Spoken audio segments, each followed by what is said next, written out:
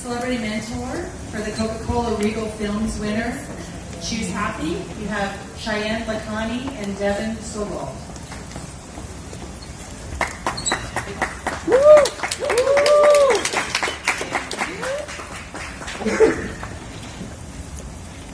Hello. Hi. We'll share this mic. Hi, Olivia. Matthew Hoffman with Regal Cinemas. Nice to see you again. Hi. Congratulations to all of you. Thank you. What a cool honor for you guys. And Olivia, congratulations. Your directorial debut, Booksmart, killed it at South by Southwest. You were the talk of the festival. And as a first-time director, how important is it for you to mentor this brand new generation of filmmakers? And for you guys, how cool is it to see your film at Regals across the country? Well, I'll just start by saying it's the coolest thing in the world to be able to partner with a program that is so extraordinary in the access it gives filmmakers. I mean, this is very, very special. This grant not only brings attention to new, exciting filmmaking voices, but awards them with equipment that's going to let them make their next awesome feature. And this is the thing that we need to do. We need to facilitate new storytellers to allow them to tell more and more stories. So I really applaud Regal and Coca-Cola for making this possible. I think it's just extraordinary. These guys had tough competition. There were so many brilliant films. The 5 finalists were each given $15,000 to create a 35-second spot. They each did such incredible work. And I had the chance to meet all those finalists, and they were so wonderful and enthusiastic, and it really made me feel excited to be alongside them as a new filmmaker. You know, this is something that we all get to claim as our honor, that we get to be storytellers and to go forth and tell stories that are representational of the world today, and to kind of be ambitious, which is what I would say is the most exciting thing about your film. You guys were ambitious, you went further than you had to go, you used effects that you didn't even have to attempt, and I thought it was an amazing way to take this challenge and take it to the next level and to really flex your filmmaking muscles. And I'm just really, really excited that I got to meet you, and hopefully we'll all be working in this business for the next 50 years. Just to add on everything pretty much you covered. It was an amazing experience. Our entire crew was over 100 students. Being able to pull together, to have a cross collaboration, like students that want to be production designers and visual effects artists, costume designers, and then being able to get an opportunity to, to represent 2 brands that are massive and, have the backing and mentorship of Olivia, was an incredible experience for us, and we're really happy that it'll play, in Regal Cinemas now and be able to get some exposure, for everybody. Yeah, just to kind of finish that off, I think, what it means to me for sure is the movie-going experience, going to the theaters, that's like my second home.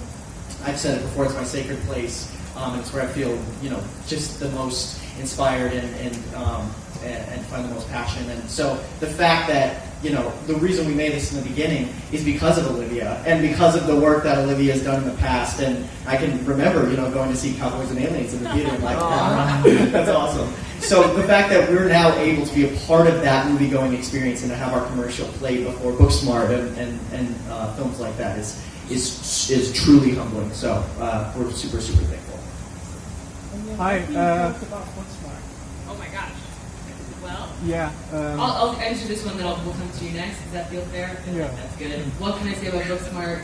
It is a film that I think is intended to be anthemic for this generation. It's a film that's supposed to be the way that Fast Times and Dazed and Confused and The Breakfast Club and Clueless was for all of us.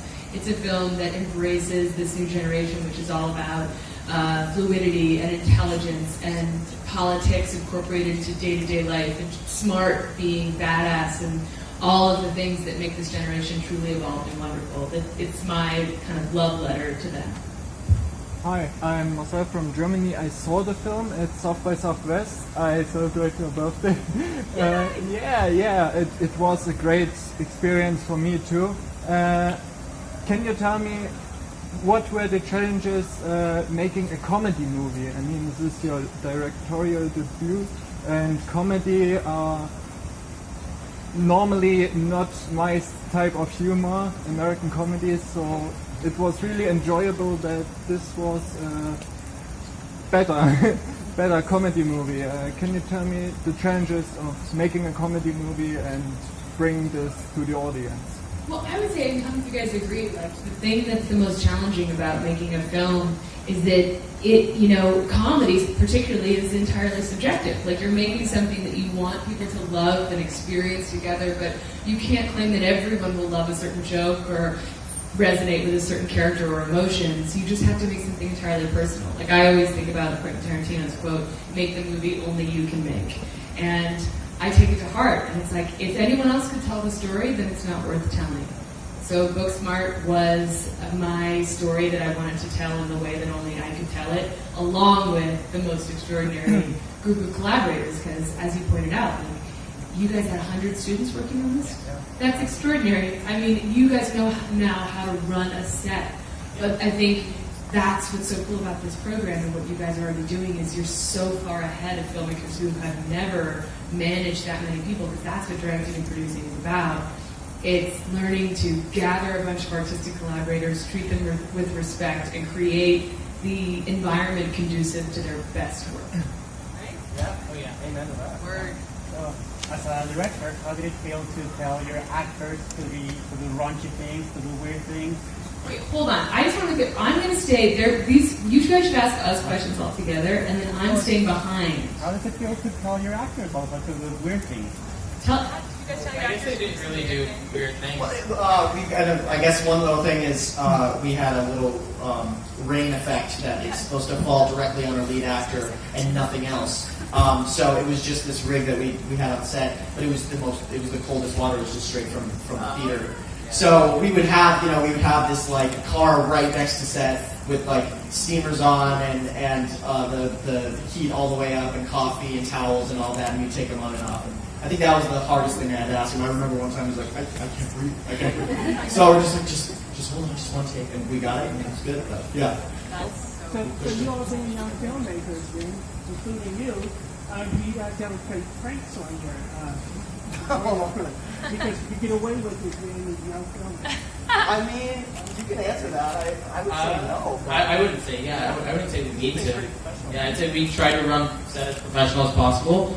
We also had some of the executives on set with us to guide us as well, which was a great experience, I think, to have them there to kind of watch over us and make sure that we were being as professional as we can. Aviva's helped us all the way through the entire project, and I mean, that was a really, really big push, to have the most professional set.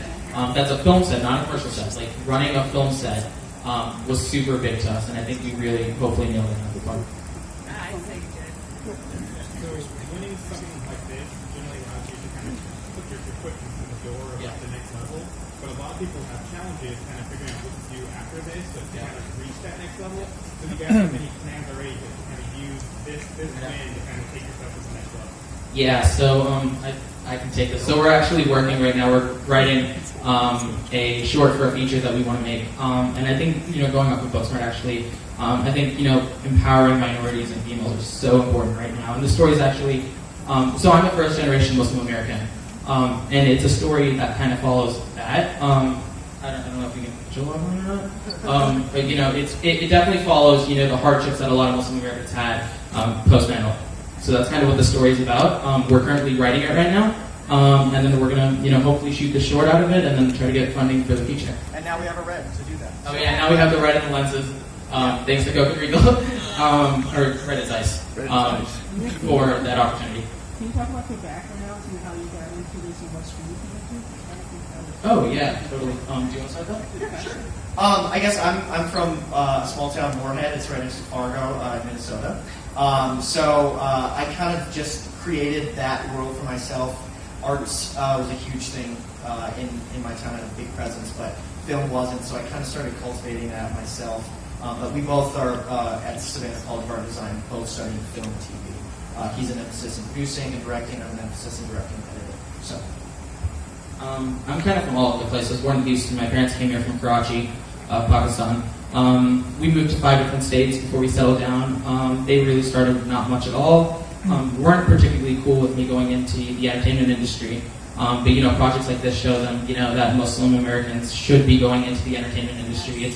It's super big. You know, you can be something that's not a doctor, lawyer, engineer, which I think a lot of, you know, immigrants parents that come over here, you know, work so hard for their kids to have. They want them to make, you know, a ton of money, and so you know, showing them and showing that community, that Muslim community, that hey, like we're being empowered, and there's a spot here for us just as much as it is for anyone else. And I think that's the biggest thing we've gotten from, at least I got from this entire project. What was one thing you guys learned about directing that you didn't think about or didn't know that you would think would be a future project? Putting time aside for rehearsals. Yeah. Yeah. Guys, and we're just going to wrap. We're going to take one quick photo of our team here. Yeah, for sure.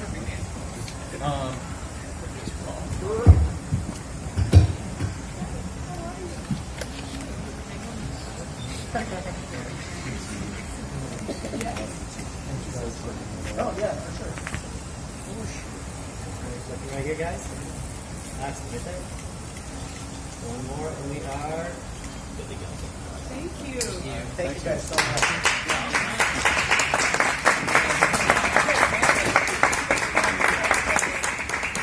I think I'd stay though. Yeah. I'm just going to invite myself to here.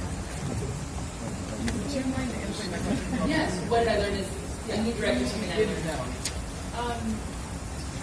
Well, it's interesting because for me, the kind of sharpest learning curve was in post, because obviously I've spent half my life on set. I have a certain amount of experience with pre-production, but for me, learning to truly embrace evolution in the edit process, to understand that your film will be an entirely different film than the one you set out to make, and to embrace that fully. You know, our film has a completely different opening shot than I thought it would have. It has a completely there's chunks taken out of the middle parts of the second act that I thought were essential, but then when I put it all together, realized we didn't need. You know, we had a true embarrassment of riches. I think that's what most directors find when they get to the edit. It's like, wow, I have to make tough choices here. I think if I learned anything for the next time, it's just to give myself the kind of the time necessary to allow for that evolution, and also to ask for a longer sound mix. You always want a longer sound mix. It's good tangible advice for directors. Longer in your sound mix. Is it easier or harder for actors to become directors these days? Because it seems like more and more actors have jumped, making that jump, but what's this doing? It's so interesting. She asked, why are actors making the jump to directing more often these days? I think it's because there's more and more channels for content. There's more different types of, I guess, distribution. I feel like there's just a flood of content that has the opportunity to be made, and people who didn't consider themselves sort of logical, didn't consider themselves directors, are now finding that there's an opportunity there for them. I feel that studios are taking risks on their talent, and Aparna certainly took a risk on me.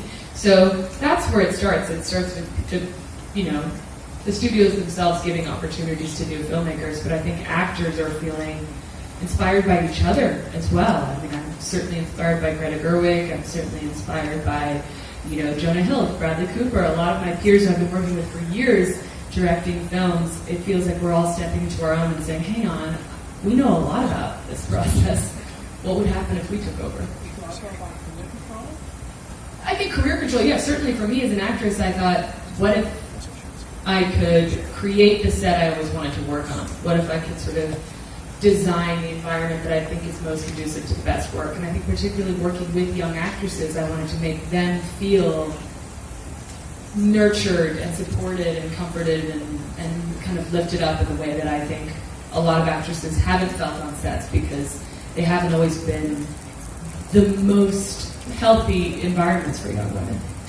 Why was Booksmart the right vehicle to make the director?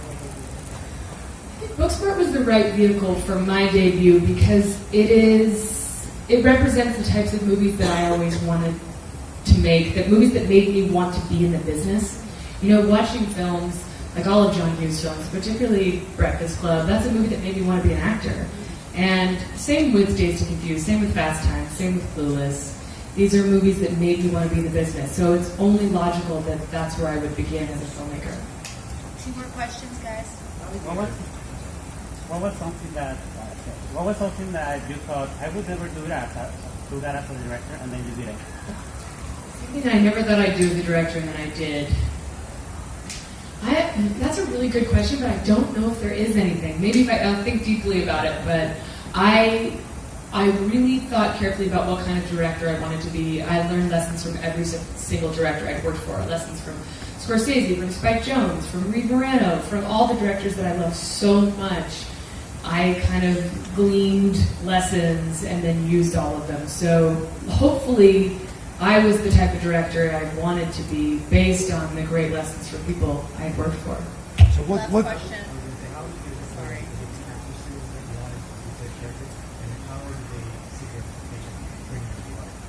Oh, I mean, in terms of casting, I really got lucky. I wanted, I had B. Feldstein and Caitlin Deaver on my kind of Booksmart vision board for a long time before they ever knew about the project. And I was incredibly lucky that I was working for a studio that supported my casting ideas. I also had the best casting director in the business with Allison Jones, who has defined generations of comedy by casting everything from The Office to Freaks and Geeks, which is super bad.